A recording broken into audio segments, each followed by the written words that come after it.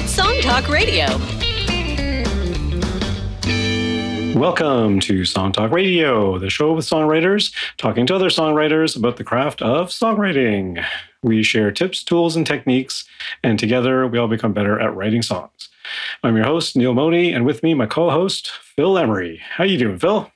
From St. John's, I'm doing quite well because it's actually sunny today. So it's, it's kind of nice. Is that unusual? The last couple of weeks, it's been pretty unusual. So, you know, when the weather is nice, you do get up and enjoy it. But yeah, for sure. Absolutely. Doing good. Great. And in the guest spot tonight, we have Toronto-based singer-songwriter Carmen Toth. How are you, Carmen? Good. Thanks for having me on. Great to have you back on the show. You've been a guest and even a guest host a couple of times. Mm-hmm. I know. I think this is number 5. I think. The first time you've been on the show? Yeah. Okay. 2 years. Awesome. Great. Glad someone's keeping track. Okay. And for everyone else, please send your comments and questions to @SongTalkRadio on Facebook or Instagram, or feedback@songtalk.ca for the email, and we'll share your thoughts on the show. And please visit songtalk.ca to see the show post for this episode, to find links to resources we mention, and to download lyric and chord sheets to follow along with the songs that we feature. And before we get to talking about Carmen's song tonight, a little bit of news that just dropped a couple days ago. About half of Bandcamp employees have been laid off.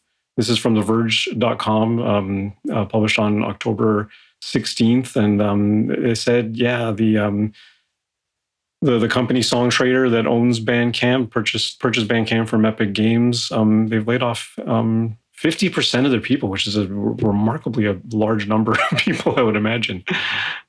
There's a lot of people who work there too. It was like, say 820 or something really? Staff members, which is... It must do a lot of stuff we're not aware of. I was surprised at how big it was. Mm-hmm.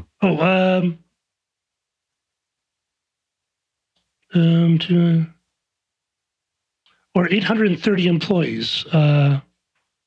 Last month it laid off 16%, which is 830 employees. Oh, so they did this before. Yeah. That's a lot. 830 people. That's a lot of people. Mm-hmm. And then additional 250 after that. So yeah, I don't know anything about their internal operations or anything like that. I've always been a fan of Bandcamp. They've always been the one company that pays artists the most. Yeah. Even after the pandemic, they started that Bandcamp Fridays thing where they didn't even take a cut themselves. They give on the first Friday of every month. They gave all the proceeds to the artist. Because Carmen, on your latest album release, you released it on Bandcamp exclusively before you went to Spotify and everybody else, right? I did, and I timed that well, didn't I? Uh-huh.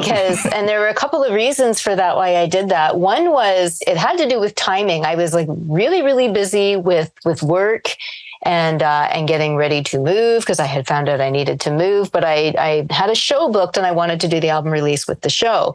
So what's great about Bandcamp is you can do a lot. You can upload it yourself, and I know you can upload yourself with other online providers and such, but I really like that Bandcamp gives so much money to the artists. And of course, I'm a big fan of Bandcamp Friday, but I knew if I released it on Bandcamp first, that people would be much more likely to purchase it. And I was correct because I had my best purchases online ever through Bandcamp by releasing exclusively on Bandcamp. And then another thing that I did was at my release show, because I didn't print physical CD, I didn't do physical CDs this time, right? I might down the line, but I didn't this time, for this first release. I actually had little promotional cards with QR codes that would take you directly to the Bandcamp page so that you could go and purchase it there. So, I didn't release it on a Bandcamp Friday because of when the show was booked, but I did make some more sales on Bandcamp Friday. For sure. I will say I did wonder if they were losing profits with the Bandcamp Friday. I did wonder about that because my day job is advertising and we have to think about budgets all the time. And our budgets are the first to go. Any company will cut their advertising budget first. So I wondered about how they could afford to do that for so long. Yeah, I always wondered when they were going to stop that. Well, I was looking actually at their process, and I've actually never used Bandcamp directly. I think maybe one of my bands have released things through various channels using one of the other providers. Mm-hmm. But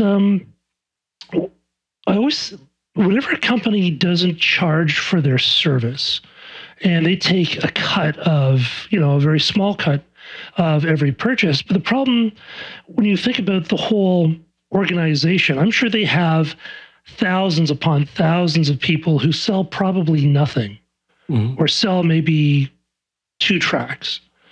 So just taking a little bit of money for each transaction probably isn't enough really to make. It's probably okay for a company that's going to be private and small and kind of just what it is. But when you get bought out by the companies and they're looking for growth and they're looking for investments and, maybe to build it up into a $1 billion company so they can sell it off, that kind of process doesn't work all that well. Just taking out a little bit of money. The fact that they charge that anyone can open up an account, make use of their services, upload, take space on their services, take bandwidth, take time because the people have to do something, and probably not generate any money for them at all. Probably, I would imagine probably 80% of the people there probably cost Bandcamp money as opposed to making the money. So it always, for sure, yeah. It always made me think like it's great for a for a smallish company, although laying off 30 people, it's obviously a big company, but I don't know. It seems like a business model that is fraught for peril, at least. Mm-hmm. And they have recently started doing this thing where if you hit an album and you just play it on their website, they will stop you after like 2 or 3 plays through of that album. They'd be like, okay, now it's time to buy it. Oh. And they won't let you play that because you could just use it as a streaming thing. Like I just go play an album as much as I want to before. But I mean, the same sort of thing went through with SoundCloud. SoundCloud for a long time, you could upload stuff, continue like as much as you wanted. I mean, SoundCloud put limits on your. I started using Bandcamp after I ran out of space on SoundCloud, basically. But SoundCloud started introducing audio advertising in their thing. So you get a track on SoundCloud, you have to listen to an ad or 2 first before you listen to it. I don't know how much that has helped SoundCloud, but Bandcamp to this day, they have advertising in the sidebar, don't they, on the website? I don't know if they do. They might now. Mm-hmm. I don't recall ever seeing an ad on my page, but I don't recall seeing any ads. Yeah, but that is a good point, though, Phil. Like, there's probably majority of their users or their artists don't actually generate any revenue for them. It would be interesting to see what the numbers were, like how much revenue an artist has to make before they actually make a profit. Mm-hmm. Even at scale, and I'm sure a lot of it's automated, but still there's, servers are not cheap and bandwidth isn't cheap and electricity isn't cheap and people aren't cheap and it's going to catch up to you eventually. But it's certainly a different thing than distribution. Like you were talking about that, Carmen, too. Like distribution, it takes longer. You have to go to DistroKid or CD Baby or one of the other providers, and then they distribute it to all the different services and stuff. When I released my electropop EP a few years ago now, I actually found one that was free. I found rootnote.com that is the same sort of model as Bandcamp. There's a free plan. They do have a premium plan as well. But that one even took longer. It took like almost 4 weeks, I think, to upload everything. Oh, wow. To distribute everything. But I wasn't in a rush. I was like, I don't care. Go ahead, take your time. And the idea was that, they just take a cut of your streaming revenue. Right. And I'm like, this thing was never a money making thing for me anyway. So I didn't care. I just did it and it was fine.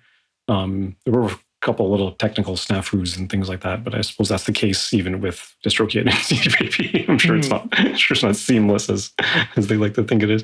But Bandcamp has always been an outlier in that regard, that you could upload an album with artwork and lyrics and everything, and it was just there and it was instantly available. You did not have to wait. Yeah, I really love the control aspect of it. I will say there might be an opportunity in all of this, though, for artists. So I was reading another article, not the one that you sent me, but a different one.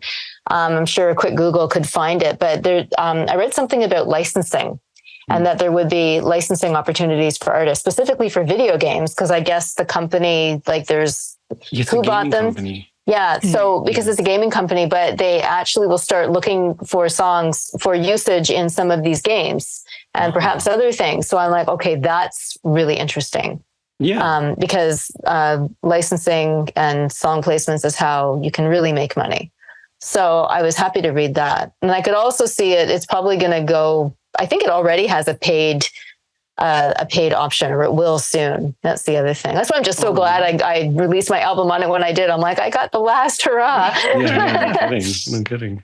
Yeah, it was bought by Epic Games, which is a huge company. Mm-hmm. So if games make so much money, they do, and it's a hugely growing industry. Like there's just games coming out all the time, and like I do voice acting too, and for voice actors it's also really cool to get your voice in video games. So to get your music in video games, I don't know, like I'm trying to see the silver lining and an opportunity there. Like that part of it excites me. I'm not happy to hear about all the layoffs, but I suspect that they were operating on a not very good business model for a while. It kind of sounds like it. Yeah. There is business or Bandcamp Pro for $10 a month. Oh. Okay. Targeted messaging, private streaming, ad-free video hosting. So there is ad listen. Okay. I didn't notice any of the ads, but I guess I'm not on it enough. I'm on it from time to time. I've been listening to a lot of the new Peter Gabriel stuff because he's releasing his stuff on Bandcamp. Oh, is he? Yeah, I saw him live recently. I saw him live in September. And oh my God, what an experience. Oh, I bet. Yeah, no, it was my third or fourth time seeing him. And if you like music, if you appreciate art and you appreciate music, you will appreciate what he does. He is an artist. Oh, for sure. So I saw him live on the Up tour. So 10, 20 years ago almost, I guess. Twice on that tour. So I saw him twice on the tour. I actually have a Peter Gabriel story. I don't know if we have time for it now, but I had the opportunity to meet him and I really fangirled and he took it very well. Oh, yeah. I remember you mentioned that before. It's amazing. Yeah. What happened? Holy cow. So my cousin goes to adult band camp with his bass player, Tony Levin, who runs this band camp. I don't remember the name of it. And when we went to go see Peter Gabriel when he was touring with Sting in 2016, we managed to score backstage passes. And we were expecting to meet Tony Levin. And Peter Gabriel walked in. So people lined up to get to talk to him. And then when it was my turn, I said, okay, so like, I love you. And the whole room just erupted in laughter. And he was so like just cool about it. He's like, oh, thank you very much. and then I said, can I get a photo? He goes, oh, sure. And he goes, where's the photographer? And I hold up my phone and I go, it's right here. And he looks at me and he goes, is this a selfie? And I'm like, am I taking Peter Gabriel's first selfie? I think I'm going to die. Oh my God. So I was just, I really feel, so my cousin and my cousin's friends that were with us won't let me hear the end of it. They just, they tease me about it every chance they get, how I fangirled over Peter Gabriel. Yeah, I'd probably turn into a fangirl if I ever met him. Yeah, he's very sweet guy, very nice. I'm sure. Very humble, very soft-spoken, very sweet, like just, I don't think he takes his fame for granted at all. No. At all. He's worked hard for it his whole life. Yeah, he has. Yeah. Can be dangerous to meet your heroes because sometimes you meet them and they're fine, but you come off as weird and they just you just make a complete ass of yourself. And that happened to me, and I sort of thought, oh well. Oh, that's funny. Okay, let's move on to the main event. So we're here with Carmen Toth, and Carmen Toth is a Toronto singer-songwriter with a power pop sound reminiscent of the 80s and 90s. Whether on acoustic guitar playing solo or on electric with a full band, her unique childlike voice, relatable lyrics, and catchy hooks have drawn comparisons to Stevie Nicks, Cyndi Lauper, and Kate Bush. Active in the independent music scene since 2003, Carmen has 3 EPs to her credit, and her first full-length album, Fix the World, is currently available exclusively on Bandcamp. Fix the World is slated for release on all streaming platforms in early 2024. So welcome back to the show, Carmen. Yeah, thank you so much. Great. And it's exciting to be back. Yeah, great to have you back. We're going to be talking to Carmen about the title track from her album, Fix the World. So let's take a listen to the song and then we'll chat about it.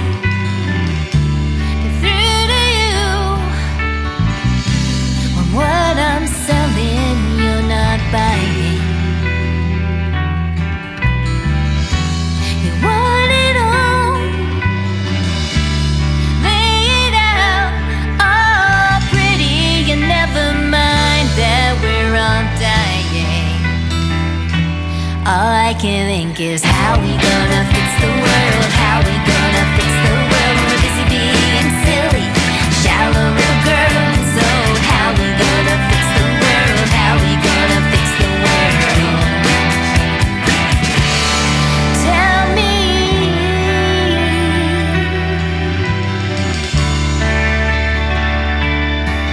won't you tell me?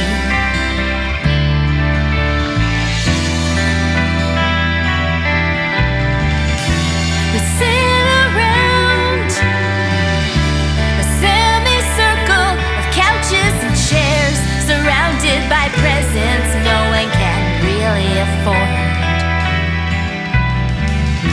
And we sip on tea, consuming sweets and attempting small talk, and I'm just trying not to look bored. All I can think is how we gonna fix the world, how we gonna fix the world when we're busy being silly, shallow little girls. Oh, how we gonna fix the world, how we gonna fix the world when we're busy being silly, shallow little girls. Won't you grow a purpose, please? You're our own worst enemies.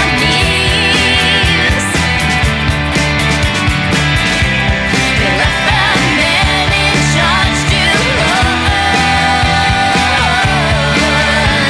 We'll never fix the world unless we get strong.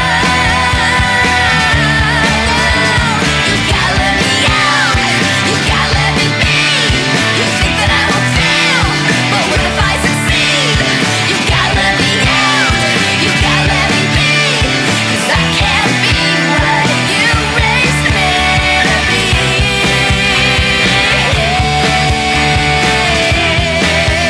Join me.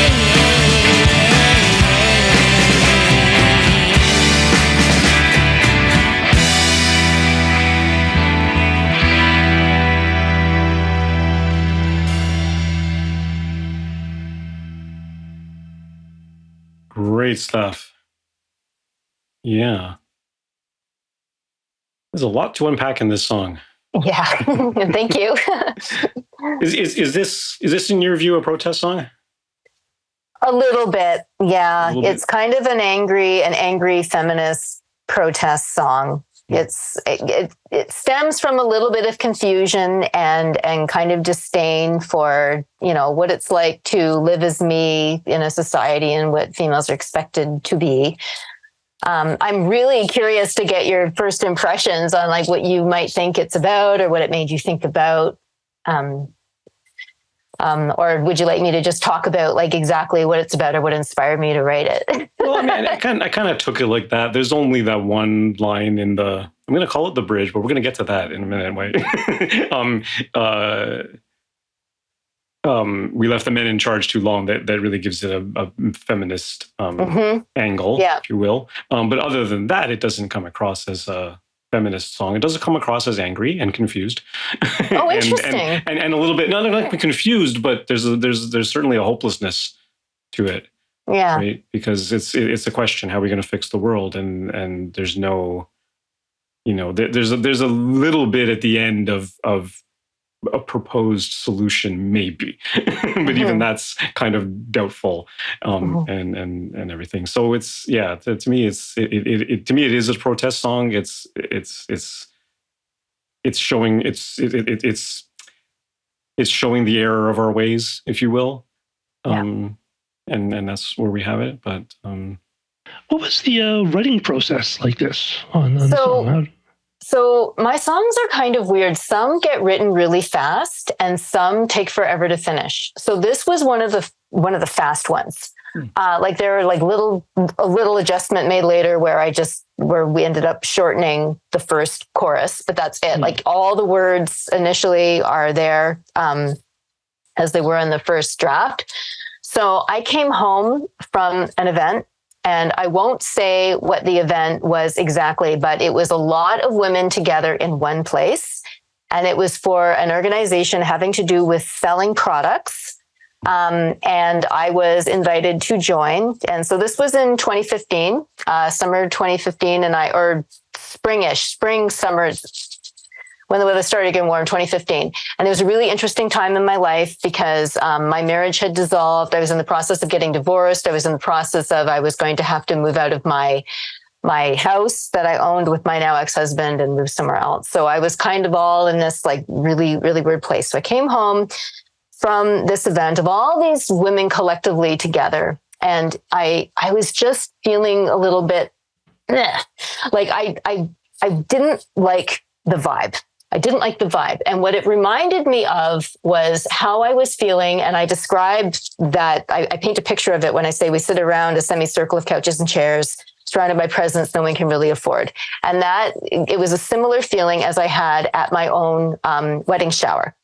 Planning my wedding with my mom and my ex-mother-in-law was not a fun experience for me, probably because like I had a psychic feeling or whatever, because I dabble a bit in that stuff too, but that maybe this wasn't really the path for me, but I felt like it was a path I was supposed to take. And I've never been, for whatever reason, I don't like wedding showers or baby showers very much. I don't like women coming together collectively for that. We put so much effort into that. You want it laid out all pretty. Everything's got to be pretty and perfect, and we've got to be demure and ladylike, and we've got to make the small talk, and we've got to be all prim and proper. And we spend so much time being like that. And then, we gossip and we backstab each other. And I started thinking about things like online bullying and how women, if we're competing with each other, then we don't realize that men are literally getting away with murder. And I know there's women that do in leadership positions that do evil things too, but still, it's mostly men, right? And sometimes I think it's a big conspiracy to keep the women so distracted and competing with each other and feeling like we're inadequate, not enough, so that they can continue to get away with murder. And it's almost like I was having a premonition about the resurgence of misogyny with the Roe versus Wade turnover and stuff like that, right? Like there seems to be, at least in my eyes, a resurgence of the woman should be back in her place. There's even a movement of like stay-at-home girlfriends, like on TikTok. I was really shocked to see that too. Mm. And I'm like, ooh, okay. And so I don't know. There's so much more going on than just this little world we build ourselves, this little bubble that we put ourselves in together. So I'm like, I wish women would gather and support each other different. And I know, and I feel like I should also say, or people who identify as female, but I grew up cis female. This is my experience, and this is how I take it. But right. So I guess I'm talking about the role we're expected to play and what we're expected to be. Was this, did you start off with sort of lyrics, or did you start off with the chords? It came together. So I picked up my guitar and I just started playing this chord progression, like going back and forth. Like I think it started with and sadly, I don't think in chords. I never did. I go by how it sounds. And I was just doing this. I know there's a G. Oh, what is it? I was playing. Oh, according to this, I was playing an E, D, C. Yes, I have recording on the page that I'm looking at now. So I'm looking at the chart for it. But I was just kind of going back and forth playing these chords. And then the words just started flowing out of me. How can I get through to you? When you're not, when what I'm selling, you're not buying, meaning, can we just behave a different way? Can we just gather for a different purpose? Can we gather to help ourselves or do something more fun maybe than just, sitting around and giving gifts we really can't afford? Because I don't know, I find wedding showers and baby showers to be expensive. Mm-hmm. And I remember I didn't want to have a wedding shower, which probably should have been a sign that maybe I shouldn't have gotten married. But I really hated the concept so much. I really did. I couldn't stand it. Didn't want to do it. Didn't want to sit through it. And I had to do 2 or 3 of them. And I'm like, you got to be kidding me. I got to spend my weekend doing this. Anyway. I kind of lost what was the original question? Let's see if I can actually answer it. About how you actually wrote it. Right. Starting Okay. With the chords. Okay. Thank you. And you'll notice it goes from soft, kind of soft to angry. And it's just how I'm meant to behave. So the soft parts where it's building. And then the chorus was and then building. And then the chorus is So I was, at the time I was practicing a lot of like power chords, right? So I was working on a power chord progression after that other progression. So just kind of moved my fingers another way and started playing that, and then started singing what was the chorus. Now, initially the first draft of it was longer, so it's a little bit shorter now. And the only change was the first chorus is just a little bit shorter. Instead of repeating. So you did have the two dynamics between the verse and the chorus sort of right from the very beginning.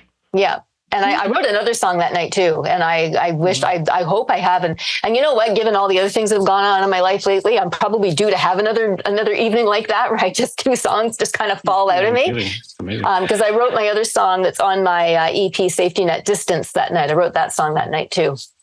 Mm-hmm. Yeah. Oh, cool. Yeah, but this one was just my anger. Like, it was like, I know women don't really enable the men's bad behavior, but I think we don't always, I think we inadvertently do sometimes, just by how much would the world change if women just shifted their focus a little bit and less on the and less worrying about, oh God, I'm single, that's terrible, why am I single, I must find a partner, right? Or I must get married, I must have children by this age, I must I feel like there's a lot of pressure on women to be a certain way, even now. Like, it's changing a little bit now, but like I said, this whole resurgence of misogyny isn't helping. No, certainly not. Did you go through much in the production, changing the song at all, or? No, that's the interesting thing is so some of my other, there's 11 songs on the album, and this one, arrangement wise, stayed the same. And it was just a matter of figuring out how we were going to express it. We knew that we wanted to have the big contrast between the verses and the chorus. Because that's a tempo change too, isn't it? Yep. Yeah. So, we didn't actually, the only song we did to a click was my solo acoustic song on the album, which is Ghost. And the percussion isn't on it. That was just so that because it's just an acoustic guitar in my voice and then a viola player. So that had a click, but everything else, we just, the band and I built it. So I should say it's Joel Wasson, my producer, Joel Wasson, who is drumming on the song. And it's also produced by John Critchley of Green Door Studios. And that's when we recorded the vocals at his studio. So we did bed tracks at a different studio. And it was actually my bass. So the bass player on this track is Drew Atkins. And he does some really cool stuff on it too. All the lead vocals, backing vocals are me. And then the lead guitar is Michael McKenzie. So it's funny initially. Okay. So one thing production wise that I almost removed and then I didn't was, so initially it was only me playing guitar on this. Oh no, I lied. Joel has a small little acoustic part where he just strums some chords. So, but then when our lead guitarist was supposed to come in and just do lead guitar, but he took an acoustic guitar and he added another layer and made it sound just a little bit more country-like.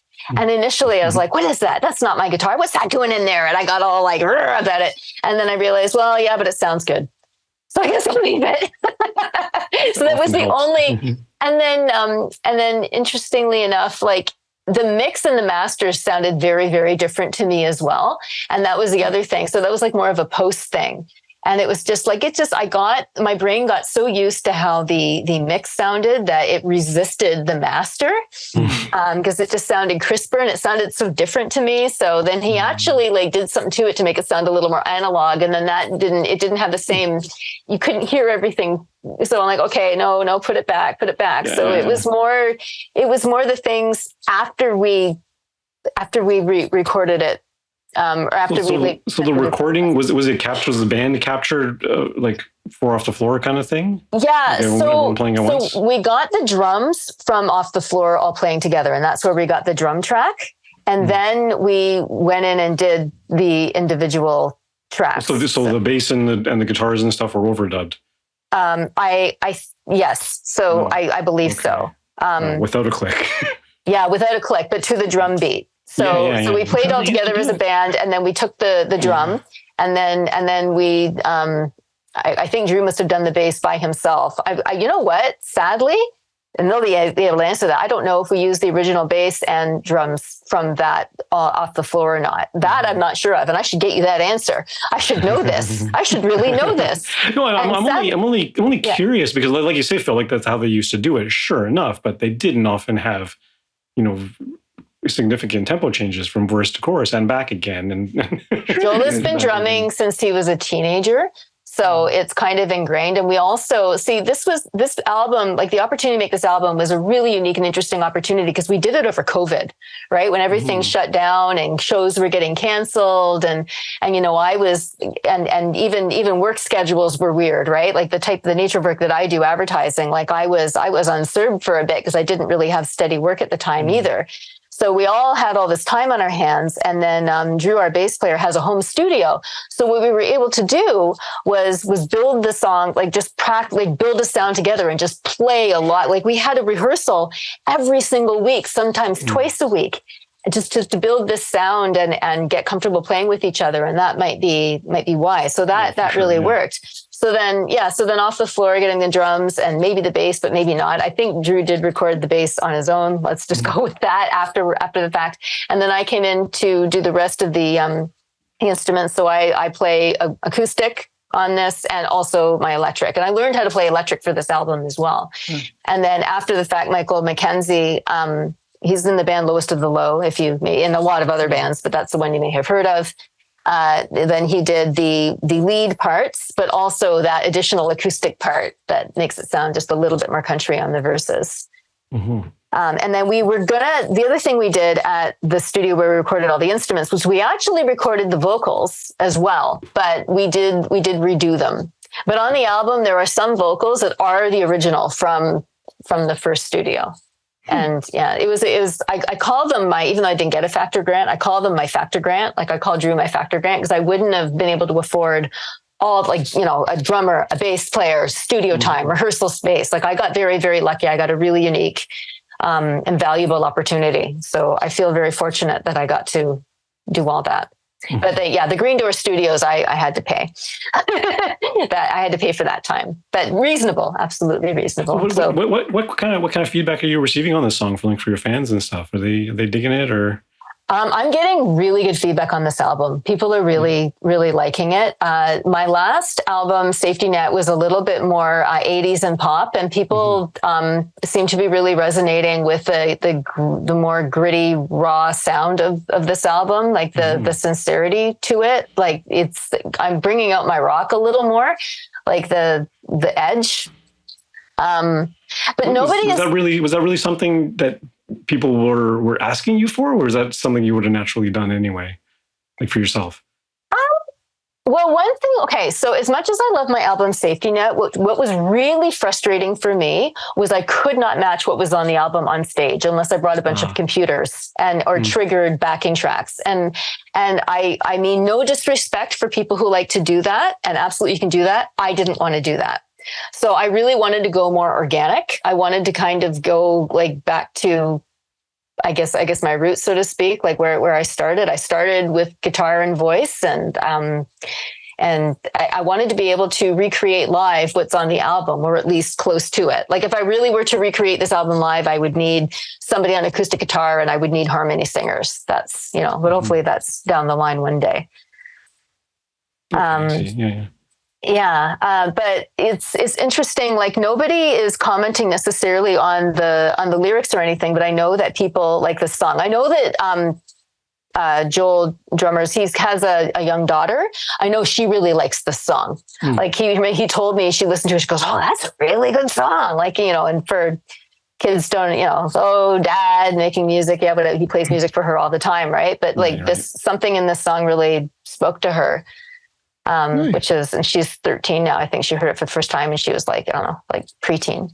Very cool. And like you say, like this kind of poured out of you all at once. It's because it is very it's very plainly stated in that sense, right? Like you're not masking anything behind imagery or metaphor or anything like that. Like it's right out on your sleeves without any ambiguity or anything, right? Yeah, certainly there's a lot of doubt what the intention was in the song. Yeah. I was a little bit worried about people taking it the wrong way because like after the fact, like after I'd already but you can't think that way about art. You just have to express it and people take it as they do. Right.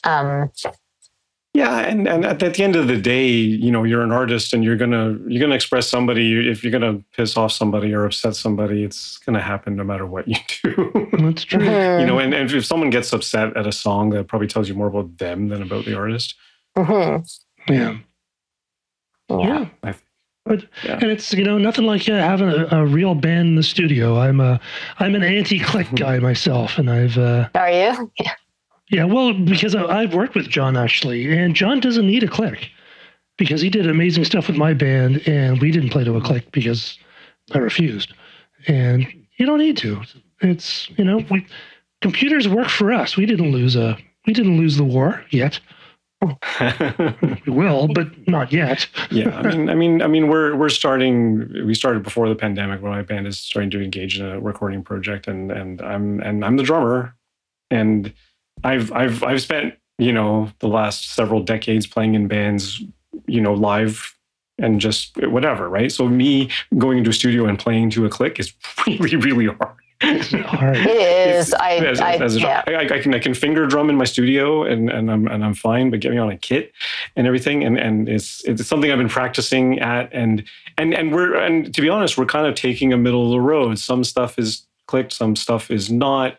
Some stuff. We have one song where we naturally sped up in the chorus, so we've got the computers working for us. We modified the tempo of the click so that it speeds up in the chorus the way that it was actually mapped off of one of our live rehearsals. So there are ways to sort of make it work for you and what you would naturally do. It doesn't force you to do anything, but it's the amount of work you want to put into it. Really. Yeah.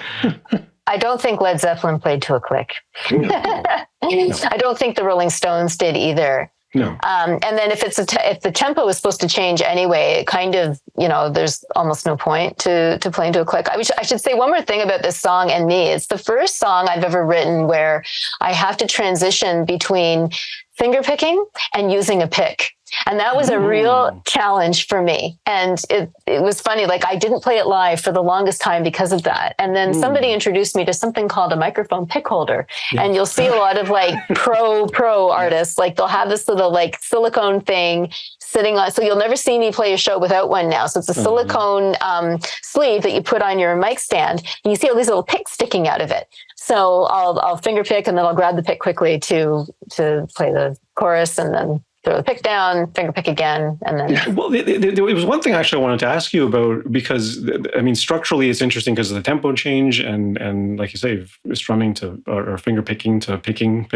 And, but when you hit the end, Won't You Go with Purpose, where Your Worst Enemies, that sounds like a bridge, then you never go back to a chorus. Yeah, which is very unusual. Did it just sort of pour out that way, or was that something It just ended with a little explosion. Because it's funny, like I would love to, if I had the ability to make like a really souped up produced video for this, the ending, I see me at a baby shower, just like the walls actually literally come down, but like I just start like busting out of the place and almost like, I don't know if like an army comes in or something, that I'm just like, I start like breaking dishes, throwing things, just get out of there. I got to break out of this stupid little, like, what's the word I'm looking for?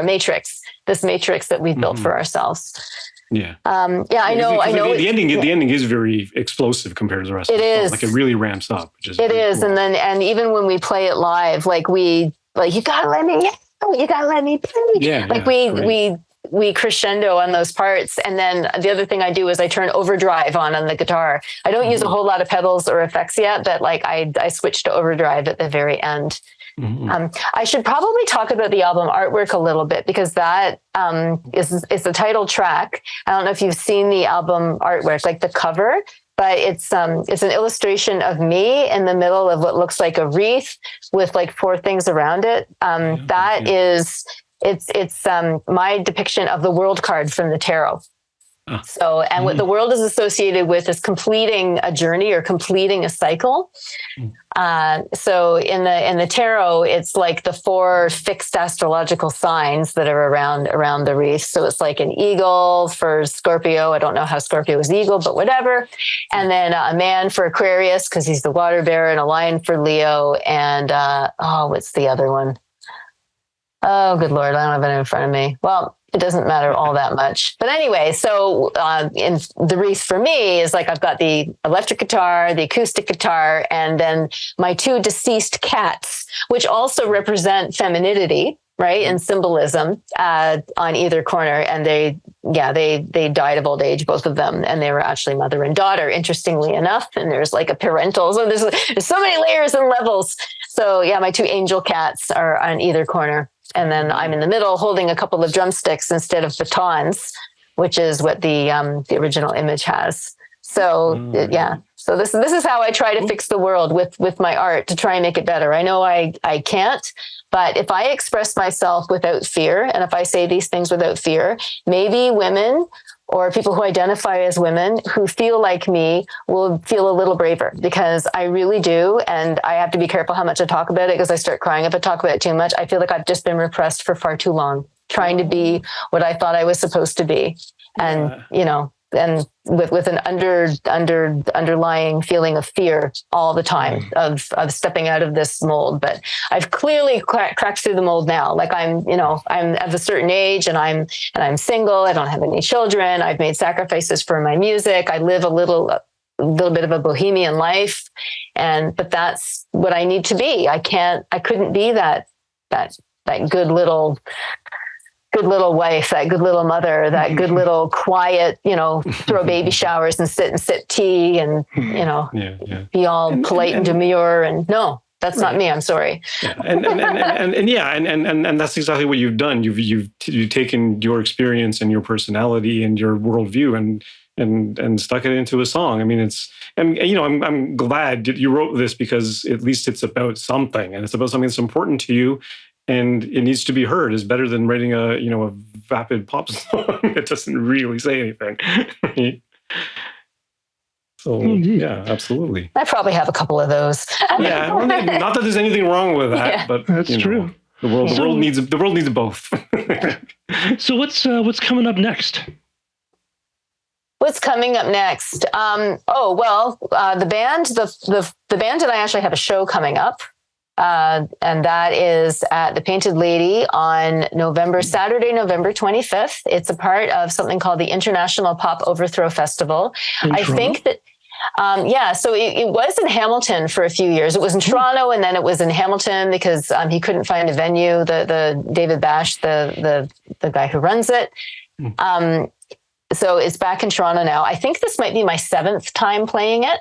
I've played it like with different, it's interesting. I've played it when I was part of Social Potion with my ex-husband. I played it with just Jillian. We did kind of a duo thing. And now I'm playing solo with my band. Nice. And we're playing.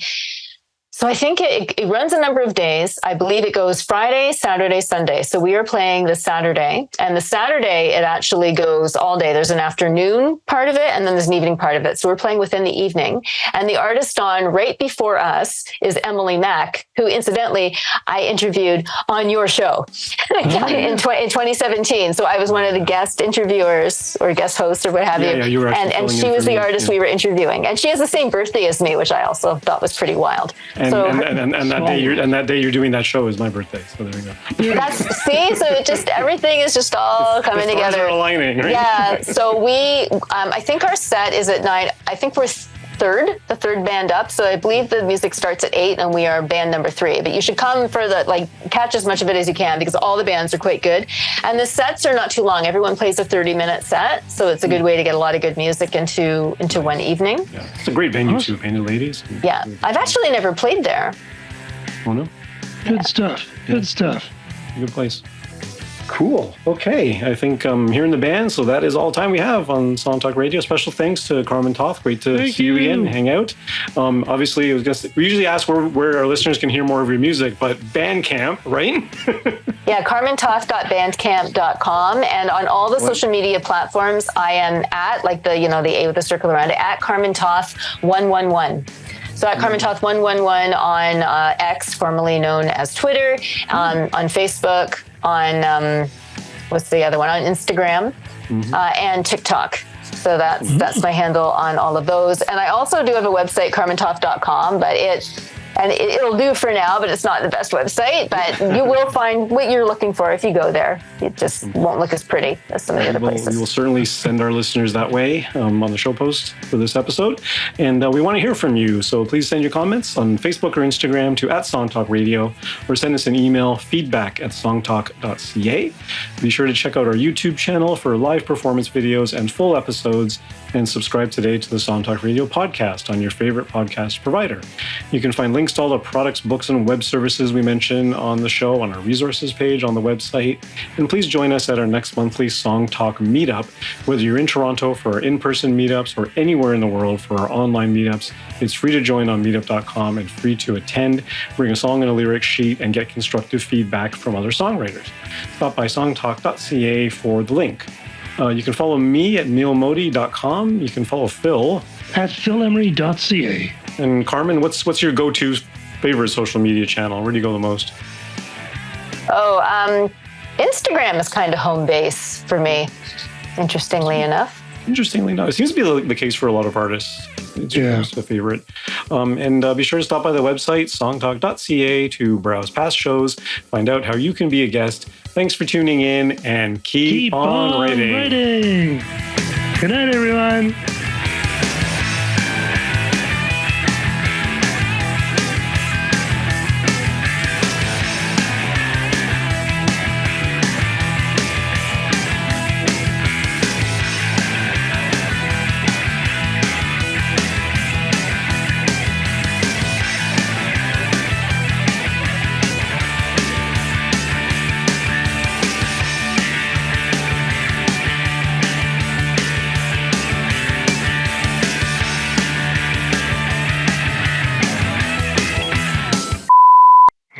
Cool. All right. Great stuff.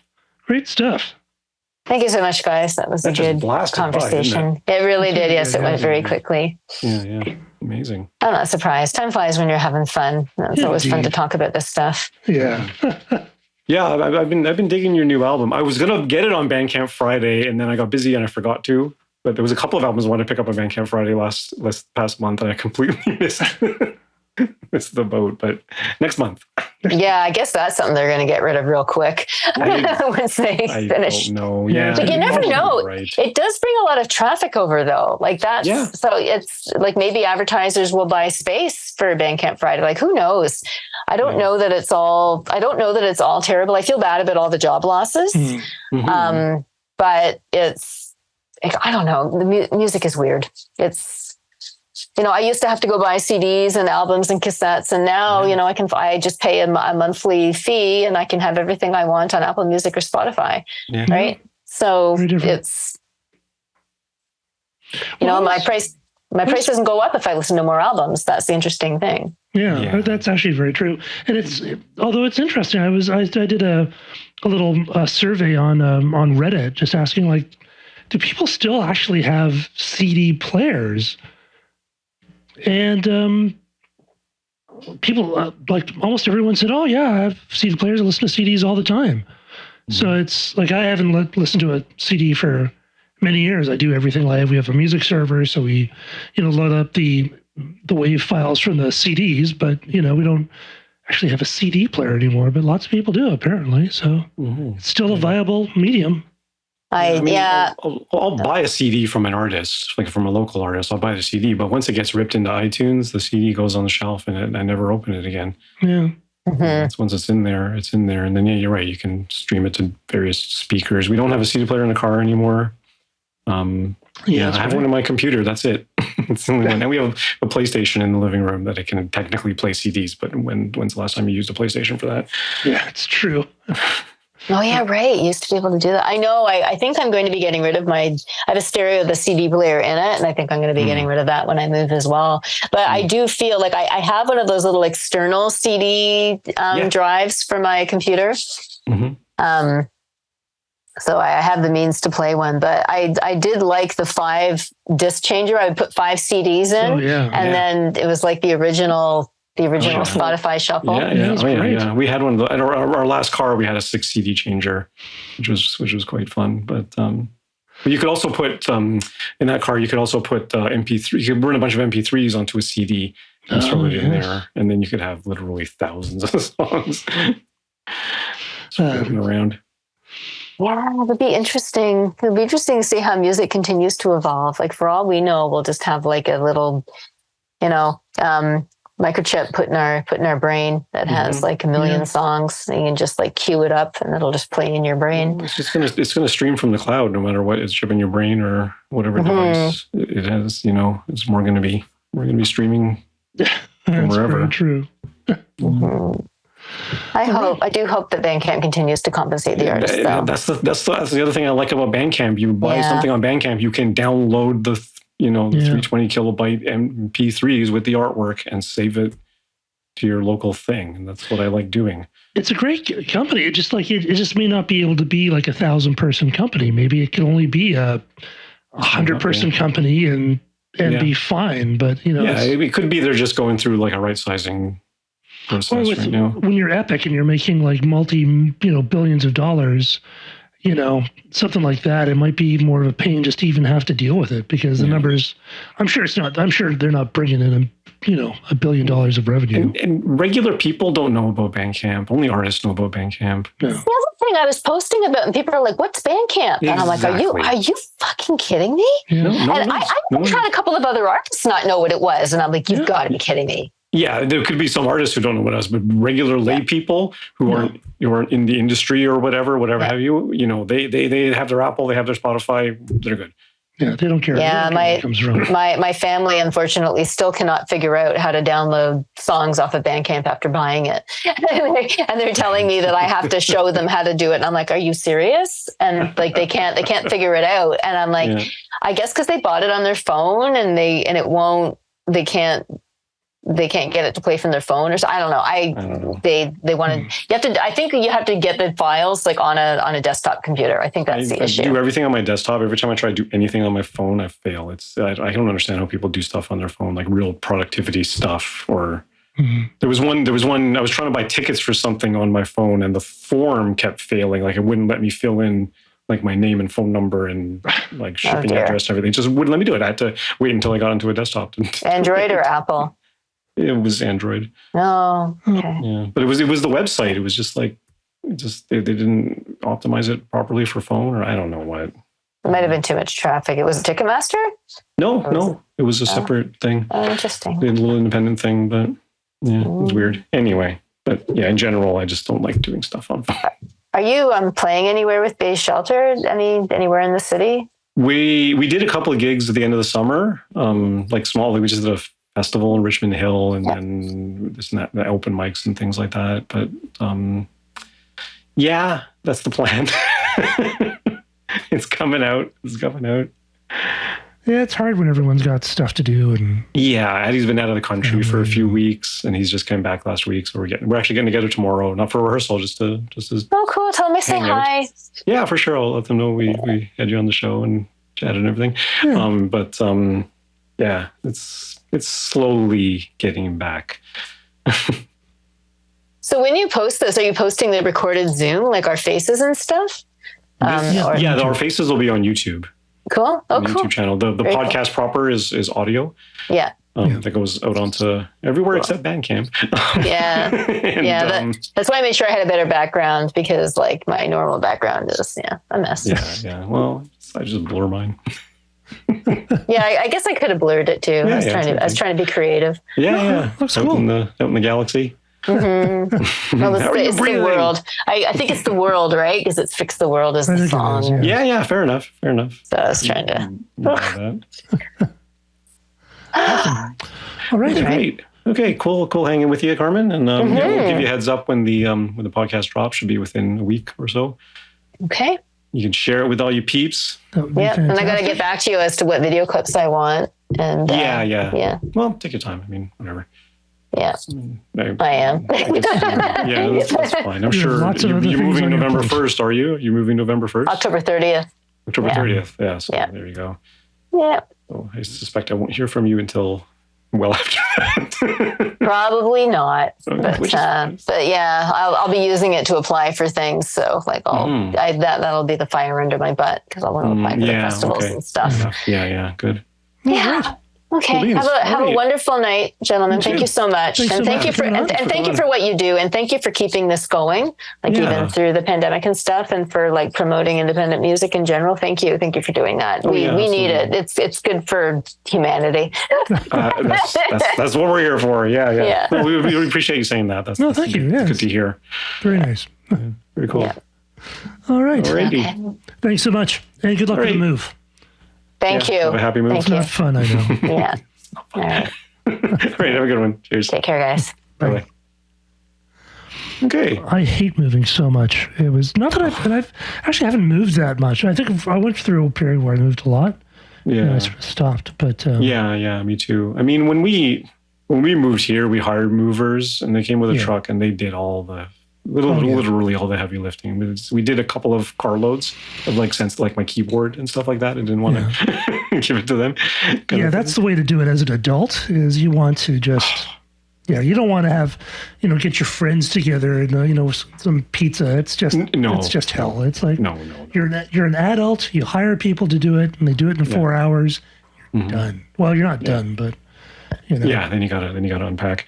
Yeah. But it's not fun. So it was really, I mean, last time we did it was relatively painless. I mean, you guys moved many miles.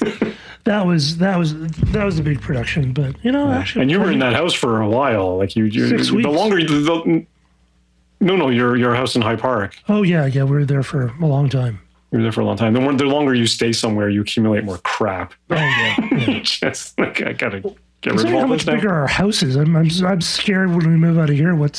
How much crap we're gonna gather? But I don't know. Yep. I've been pretty good. I haven't bought much stuff, so. Yeah. Me neither. It's all software. Yeah. I did buy that. I did get that free UA plugin. Holy cow! The compressor. Yeah, it's nice, isn't it? It's sweet. It's got like this. It's got a saturation built into it, which is really, really nice. Yeah, it's one of those things that's been copied, but it's different people do it justice in UAD. I mean, they. Yeah. And like I said, I mean, using the one from Cakewalk. If I'm not mistaken, that was a pro channel. In Cakewalk, it was a pro channel. It was actually an add-on you had to buy separately. You had to buy that module like when Gibson had it. And I paid whatever amount for it, $30 or $20 or whatever it was, right? And at the time, I was like, this is great. Because I never had an opto compressor before as a plugin, or a real one for that matter, right? And I was like, this is golden. I can throw it on vocals. I can throw it on guitars. It's just a couple of dials. It's super easy. Yeah. I don't understand what's going on under the hood. I kind of do, but but it's just smooth as anything. And that one, the Cakewalk one, very transparent. Yeah. Oh, like, it literally is. just adjusts the volume, and it just makes it thicker just because of the compression, but no saturation, no nothing like that. This one's got a nice warmth to it. Yeah, no, it's a great, and it's free. Can't go wrong with that. Yeah, it's free. And apparently the upgrade, I saw something on the Facebooks today that apparently the upgrade to get all three of them is like $20 or something right now. Oh, that's really good, actually. Right, if you want the other two UAD opto compressor things. Because before you had to get you had to actually buy like a UAD box. To run the plugins and stuff. Yeah. And that was they announced that clear on their website. No longer, you don't need any hardware. You can just use it. Yeah, it's pretty great stuff. Pro Tools was that for a long time. You had to have their interface, right? Yeah, the first thing I did with Pro Tools, well, it was called we tracked it in Logic and we mixed it in Pro Tools. And that was on a Mac 2FX in like 90 something. Wow. And it was and he had to have like this, he bought like these 3 cards that just did audio, and it was pretty amazing. Wow. Yeah. And now you can do it on your phone. Seriously, eh? Yeah, pretty You literally crazy. just you can plug a condenser microphone into your phone and just go like. Yes. People are doing it. That fellow at the meetup, Greg something or other, who had that kind of classical sounding thing with those choirs and stuff like that. I reached out to him after the meetup and I said, if you want me to, I got this AI virtual singing plugin. If you want some harmony vocals on it, I'd be happy to supply them. And he said, sure. And I said, can you send me the tracks? He said, that may take me a while because he hasn't resurrected this old computer of his, which he had Pro Tools on, and that's where the tracks. Right. He just has like the final MP3. That's the problem with computers, though. If you have really old stuff, you can't resurrect it, you know? Yeah, I suppose. I mean, I might have like old Cubase files, but to be honest, I have bounce downs of everything that I've ever wanted, and it's rare that I want to go back. But I can still open a Sonar file from like 15 years ago, and it'll open. Yeah. Oh, plugins may not be there. Yeah. The file, the data will be there. The MIDI, the audio, it'll all be there. Yeah, well, I think I can open most of the Cubase files, but it's just all the plugins and the whole. Yeah. It's just basically the MIDI. So. Yeah. That's really the thing. I struggled with that on my electropop EP. That the opening song, I lost the synthesizers for it, and it took me forever to try and figure out which one it was. Do I even still have it? I didn't take notes back then. Now I'm like, I don't understand why. I don't know how any program does it, but there should be a way that you can export everything that your project includes, like all the names of the audio files, all the plugins that you've used, maybe even the settings as a text file. There's like it's all in there. I suppose. Like all that data is in there. Like why can't you export it? It's really stupid. The individual plugins may be behind something. But that's fine. Yeah, but even just the names of the plugins would be okay. handy. Yeah, for sure. This track used that synthesizer. Yeah, but no plugin, DAW does it. I don't like it seems like such a small thing to add. Like why don't you? But no one ever listens to me. Interesting. All right. Interesting. Who knows? All right, man. Okay, well, I'll get to the tracks on the weekend. And, sure, sounds good. Yeah. And then we'll get this one up. Okay. And do you have to send me the AI thingamabobber, or can I grab it from here somehow? I think it'll probably saves it in your folder when you save the recording, it does, right? Actually, yeah. Yeah. Okay. So just shoot it over when you get a chance. Will do. Cool, man. All right. Handy. All right, man. You have a great weekend, and I'll talk to you on Tuesday. Okay. Bye. All right. Cheers.